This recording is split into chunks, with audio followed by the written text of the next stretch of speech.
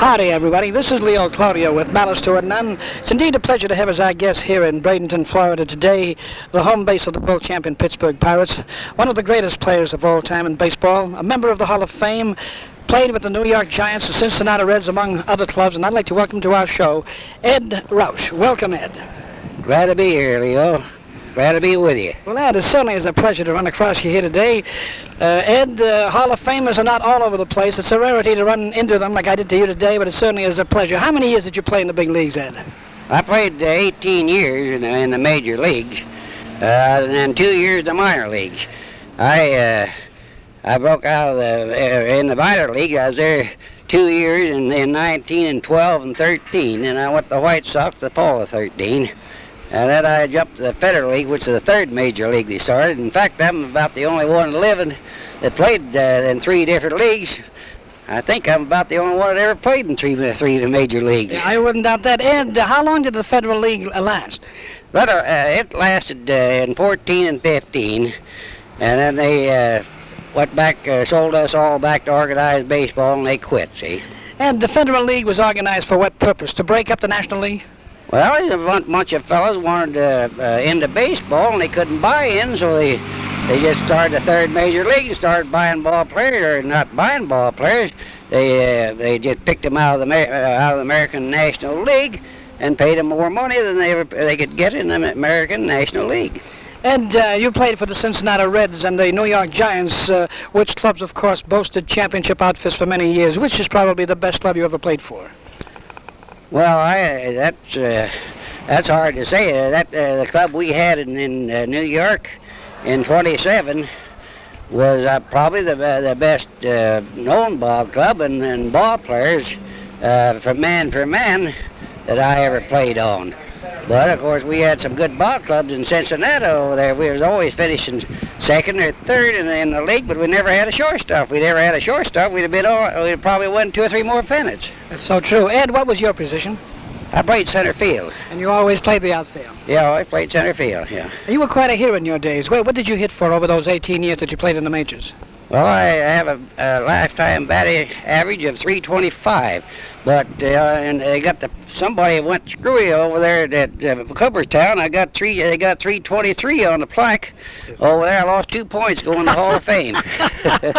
You usually add some there, Ed. Yeah, well, that's right. Ed, what is the best year you had as far as batting is concerned?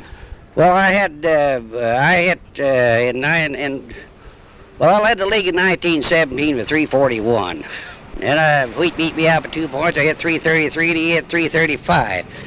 And in 1919, I come back and led the league with 321. And then they put a lively ball in the American National League, and Hornsby started leading the league. And I hit 338 in 21, 352, 22, 352, and 24, and then 348 the next year. Golly, you really swung that willow, didn't you? Well, I used a 48-ounce bat. All I had to do is to get out in front of the ball was all. Yeah, but you still had to swing. Oh, well, you just snapped at it, you know. Of course, well, back in those days, we didn't have a home run maker with 10 to 11 home runs, and Cravath over at Philadelphia with 8 or 9 home runs. They were the home run hitters in those small ballparks, see? So true. Ed, did you ever face Walter Johnson? Yes, and I got a hit off of Walter Johnson when I was with the White Sox in 13. I was bat 10 times, got 1 base hit. It was off of Walter Johnson. Did you see the ball, Ed? Then I played against him every spring when I was with Cincinnati. Part of the time we'd go up to the Washington Ball Club, up to Washington. And the last 2 or 3 years, well, last year that I was with Cincinnati in 26, I came up, I think it was 20, well, last year he played anyway. He had to play 1 inning every day, and I had to play 6. And Walter Johnson pitched 113 shutouts when he was with a lowly Washington ball club for many years. What made him such a great pitcher? Was it his speed? Yes, he was the fastest throwing pitcher ever I saw.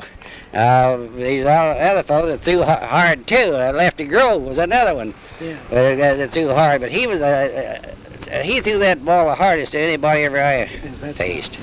And did you ever play with or against Ty Cobb? I played against him in the spring, of course, in the spring we played the American League clubs, see? Right.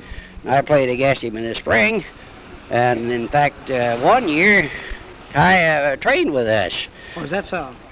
Well, he in Detroit and New York Giants were training in Texas. Oh, yes. And he got in a fight with Herzog, and they sent Cobb to our ball club, and he went the rest of the time with us till he got to Detroit. Is that so? Yeah.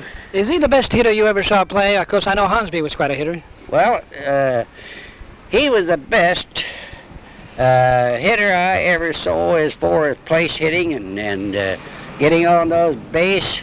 Of course, the best home run hitter was Ruth, but all-around ball player, I think Cobb was the greatest all-around player of all time. Of course, you got Wagner in there, who was a great ball player, an all-around ball player. When I talk about a great ball player, fella should be able to run, hit, field, and throw. Yeah, and then have something under the cap, too. That's right. There were 4 or 5 important things. I agree with you. And do you think baseball has changed very much from the present day and the day that you played ball? Well, it's changed quite a lot as far as that's concerned. Back in those days, you had a lot of ball players that I think were a little smarter than what you got today. Their money getting too dang much money.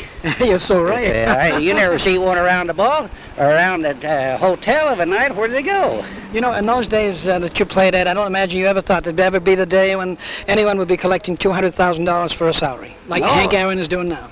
Well, I know. You take back in my day, stars were getting $6,000 or $7,000 is all. See, I was lucky that most salary I made was I had a $70,000 contract for 3 years, and that's a lot of money back in those days. The only fellow that was getting more money was fellows on the New York Yankees. That's right. Of course, they were winning pennant in that American League every year. So true. So they can afford to pay them, see. In those days that you played, Ed, the pitchers seem to be pitching more frequently than they do now. Now they must have 4 to 5 days rest. Am I right when I say that in your days they didn't require so much rest? Well, you had better athletes back in those days. They were brought up in automobiles. They were born up on the farm and in small towns. You had ball players coming from small towns, and they were all in there to play, and they weren't about to get hurt if they could keep from it. And your pitchers. Well, your pitcher is out there. You had 5 pitchers in a row, and 4 in succession. Well, if one started going bad, well, then you had 2 or 3 more to take over. But you always had 4 pitchers in rotation. Yes, I see. And they were a lot of good pitchers back in those days. Oh, yeah. Fellows that had control and were fast and everything else. We didn't have. Heck, they threw at you back in my day out there. They'd kill half these ball players today. There's certainly no doubt about that. Ed, you mentioned quite a home run hitter a little while ago, and I'd like to ask you how you compare him with the present-day home run hitters. Of course, I'm speaking about the great Babe Ruth. Well, if Babe Ruth, if they'd have had the balls they're hitting against today, when Babe Ruth was playing, he'd lose that ball. The ball was dead back in those days. And they put a lively ball in the American National League in 1920 and 21. Well, it wasn't half as lively as this ball is. I used to play center field right back at second base, and Speaker did the same thing in the American League. And then when they put that lively ball in, it moved us back about 40 feet, see? Further back. Well, then later on, in the 30s and then 40s, they began to put livelier balls in there. They weren't hitting. That's true. So they put livelier balls in there, and they're not hitting today. That's true. They're trying. I don't know why with a lively ball like that. Of course, they're all trying to hit the home run out of the ballpark instead of trying to hit a line drive or a base hit. That's the reason you get a man on third base and nobody out. He's still there when they got 3 outs. That's true. And the gloves were much different in your days than they are today. Oh yes, they must have got these idea of this glove from cricket. He was a racket. I couldn't even play with one of these gloves. We caught them in our hand, in the middle of our hand. We didn't catch a ball out on the end of the glove someplace or other. So But we run to get out of the ball, and then you use two hands. Today they run and take one hand. Look like they're going someplace, and a lot of times there's well, anyway you take it. The big glove and the one hand is the big day today. Oh yeah, there's no doubt about it. And I see you wearing a Milwaukee Braves cap of a few years ago. With the Milwaukee Braves, he's a great hitter by the name of Hank Aaron, who is going to make a serious threat or an assault on Babe Ruth's home run record of 714. He has 639 now before the season starts. Do you think he'll make it? Well, that all depends. He's liable to get hurt, and then he's getting older too. And the older you get, the things don't come as easy as they used to. Aaron's about 38 or 9 years old, somewhere along there. Well, he can probably still hit if his legs will hold out. But he has to play a little in order to be able to hit. Yes. Aaron, I was out here with the Braves picking up balls for him back at the pitcher when Aaron come up. And I told Charlie Grimm, who was a manager then, I said, Charlie, I said, the big colored fella out there in right field, I said, he's got good wrist when he comes up the plate. I said, I haven't a chance to watch him out there, but he looks good up here at the plate. Well, Charlie looked around and he said, oh, well, he's going back to minor league in a couple of days.